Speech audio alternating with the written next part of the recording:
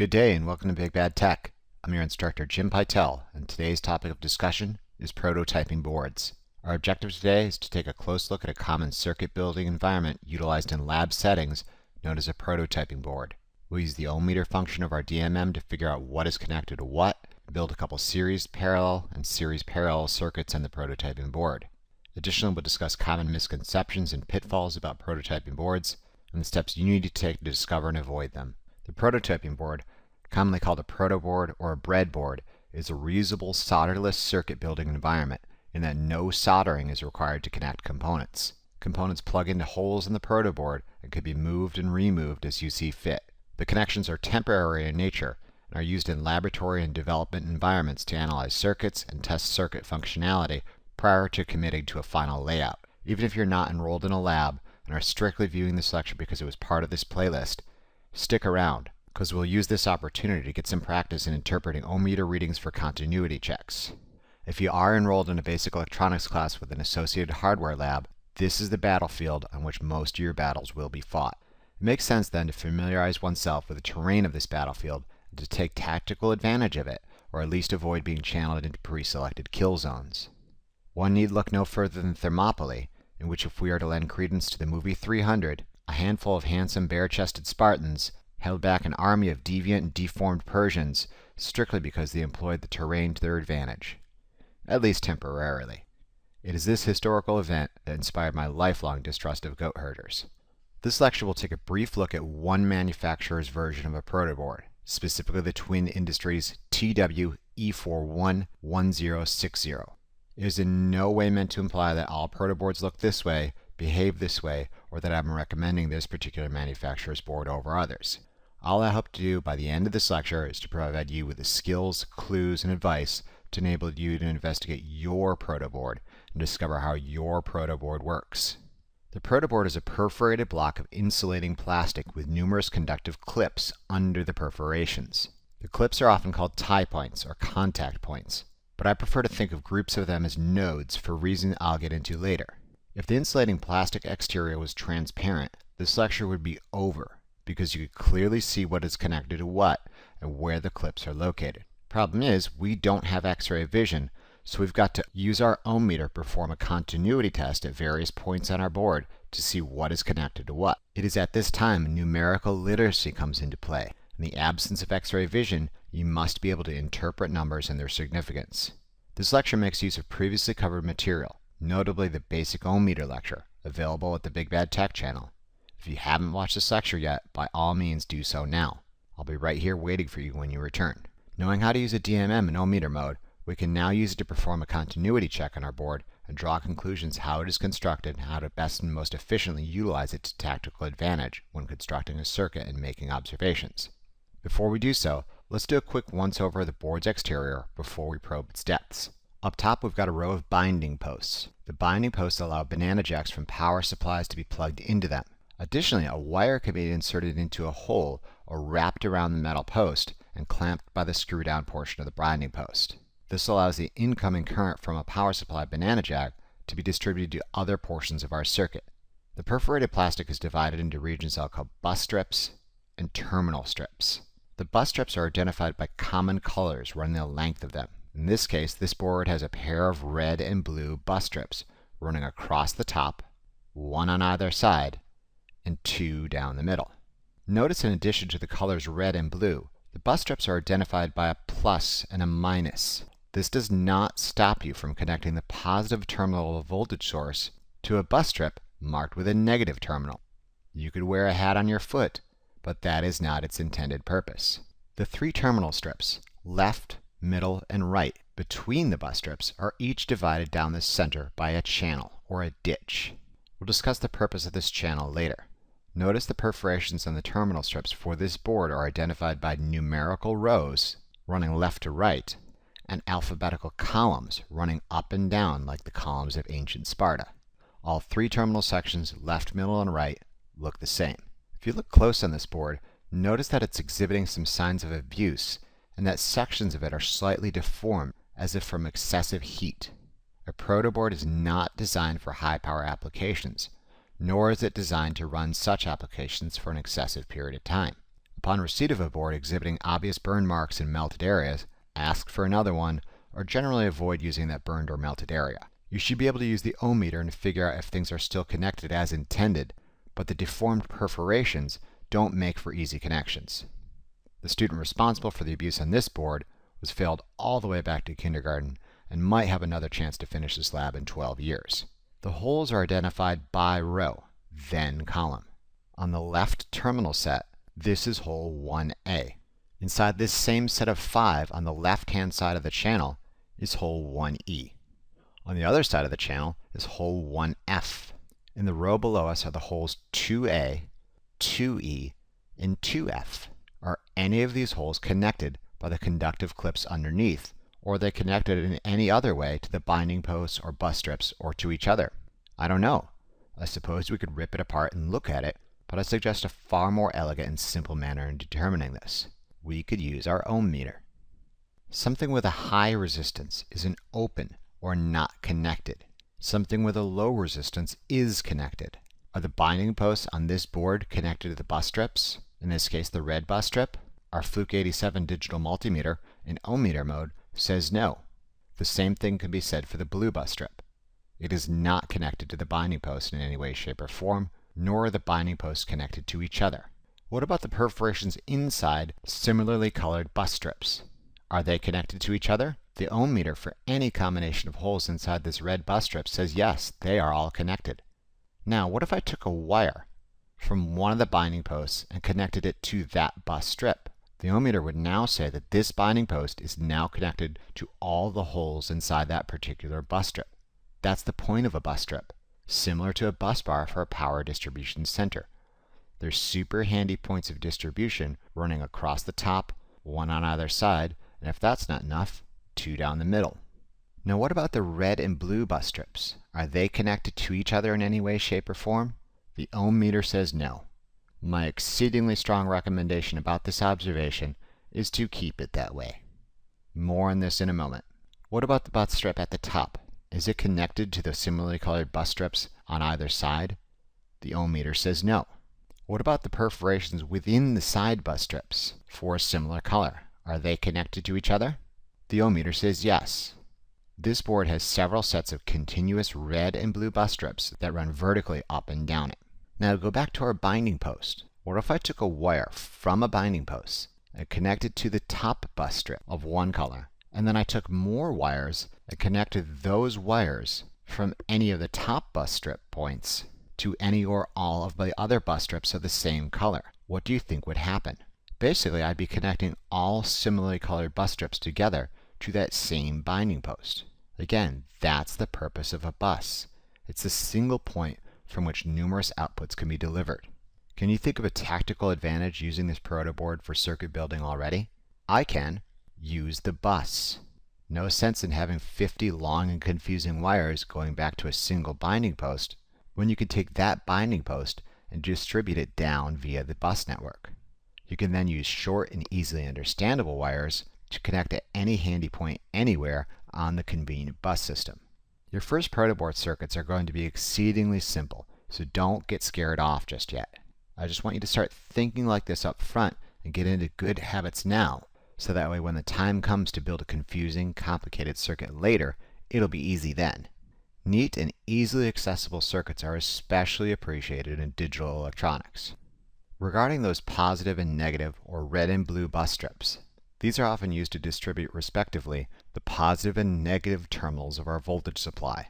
Should at any time a voltage source be connected positive to negative by a 0 ohm path? The answer is emphatically no.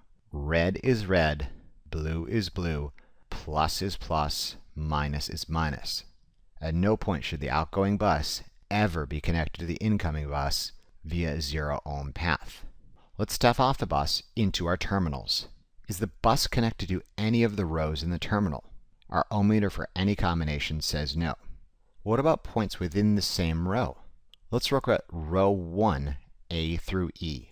The ohm meter for every possible combination of these 5 points in the same row tells us that they are all connected. This is our first node, or point of common connection, outside of our bus, and we'll return to the discussion of nodes in a moment. Knowing the bus itself is not connected to this row, we could, however, connect it by use of a wire going to any of the 5 points within this row.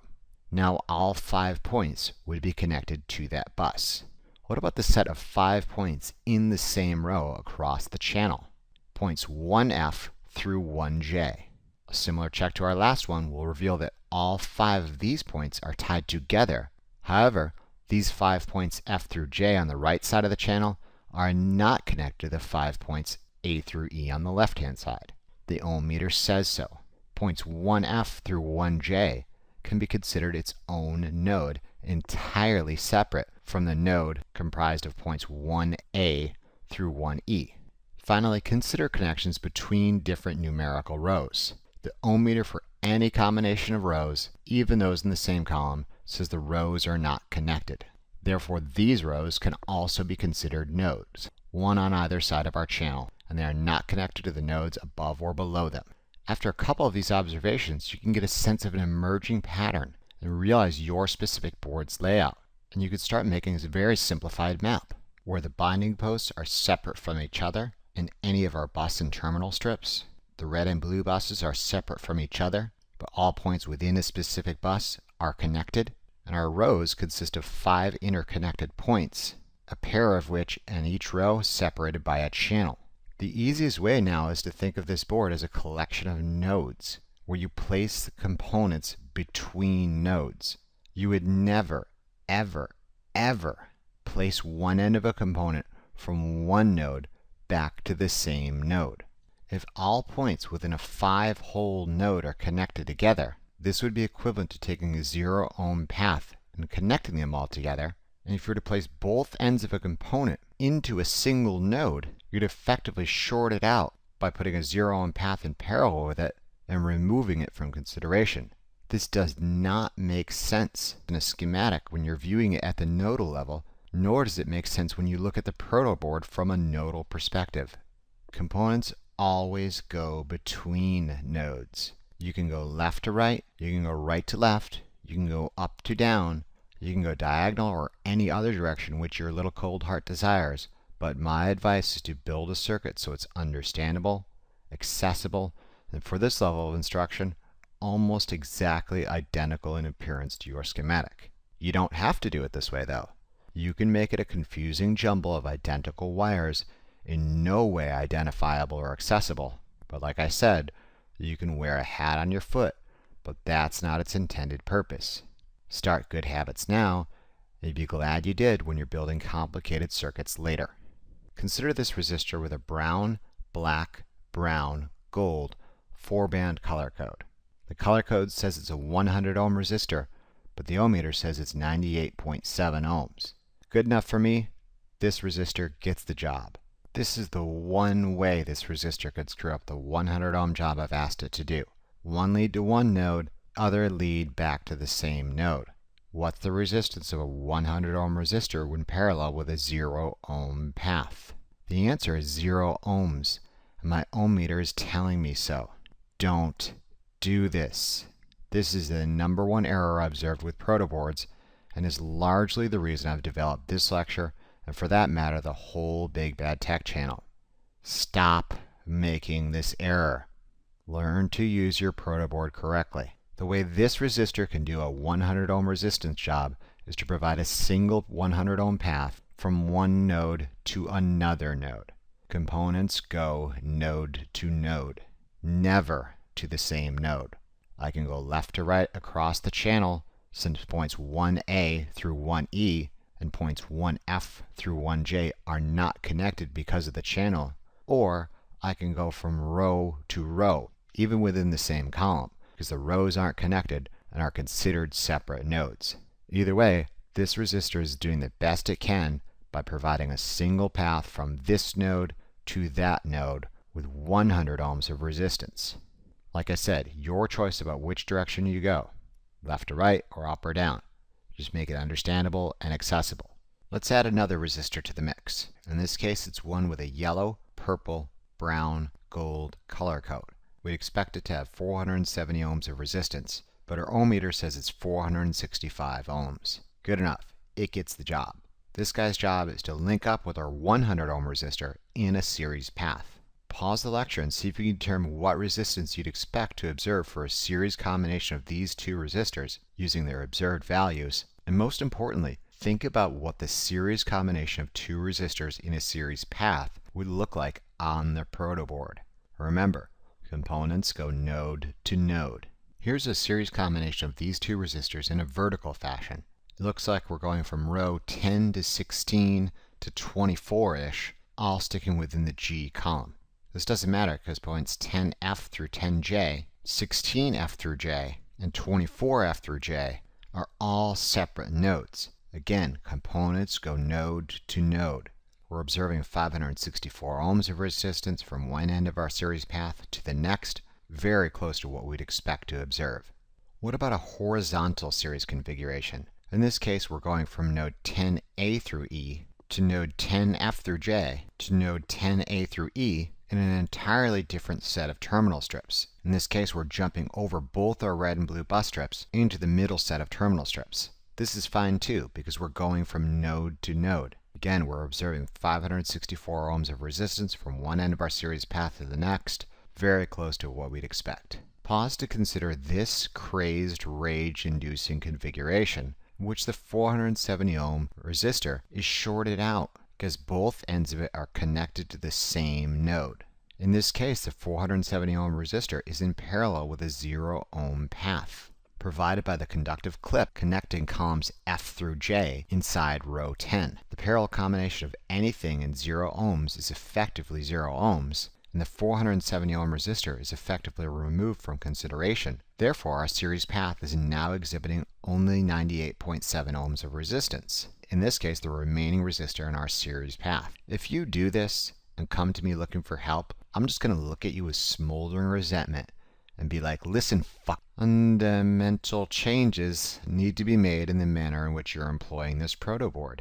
If you are still not getting this, look what happens when I take a wire and put it in parallel with a 470 ohm resistor. The 470 ohm resistor is not in the circuit. It's obvious it's being shorted out by the wire in parallel with it. The point of this lecture and this exercise with your protoboard is to see beyond the perforated plastic insulation using your ohm meter. Let's try a parallel configuration of a 100 ohm resistor and a 470 ohm resistor using our observed values. Pause the lecture and see if you can determine what resistance we'd expect to observe for a parallel combination, and most importantly, think about what this parallel combination would look like on a protoboard. Remember, components go node to node. There you go. Node to node, we're observing 81.5 ohms, close to what we'd expect.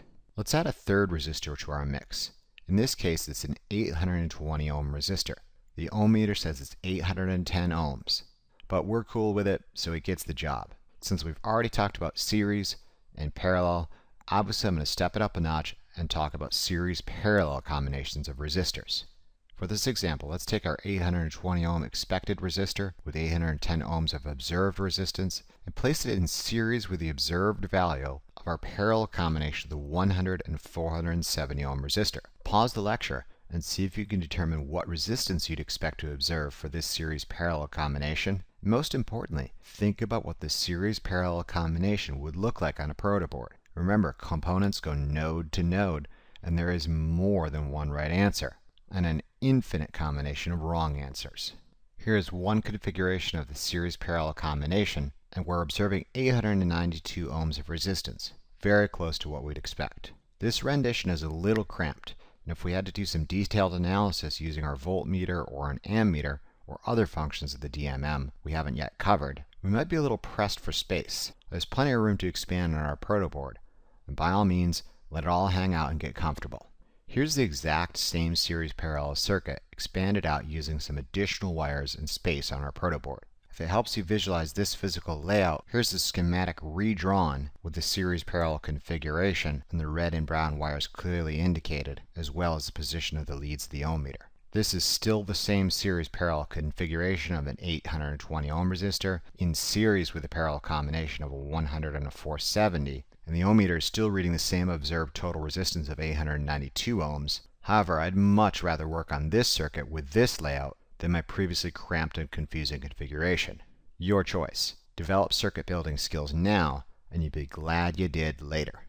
Last but not least, let's talk about the common electromechanical device known as a switch. It may seem basic, but an understanding of switches is truly the most important thing you can walk away from a basic electronics course with. An open switch has infinite resistance and will not allow current to flow. And a closed switch has 0 ohms of resistance and will allow current to flow. With this knowledge of switches and that of your proto board layout, is this the correct way to install a set of switches? No. Think about it. The switch is switching nothing because both terminals of the switch are connected to the same node. Components go between nodes. In this case, the left side is always connected to the right side because inside each row, points A through E are connected. Row to row, the switches are vertically separated because the rows are separate nodes, but internal to each row, A through E are a single node inside the same row. An open switch is supposed to break the path by providing an infinite resistance. However, this open switch cannot do so because there is an effective short across its 2 terminals. It will never break current flow. This is a dangerous consideration for a switch whose intended purpose is often to turn something off. Add to the obvious incorrectness of this placement, it is almost impossible to use this configuration. Because of the width of the switch package, there's only one hole left. This does not prevent unusually hard-headed students from trying to use switches like this, though. I just look at them with a calm outward appearance, smile politely, and feel my blood begin to boil. The correct way to employ a switch package like this is from node to node. Pretty much the only way to do this is across the channel. The spacing between rows, sometimes called pitch, is designed to accommodate devices like this switch package or other integrated circuits, i.e. chips, with the same pitch. If it doesn't fit, it's probably the wrong pitch, and jamming it in there won't help matters. In this case, the ohm meter is telling me the resistance between the 2 nodes these switch terminals are connected to is infinite, which means the switch is open. If I flip our first switch in our package to its opposite state, it obviously closes, and my ohm meter tells me it's closed by indicating a low resistance now exists from one side of the channel to the other. That's the point.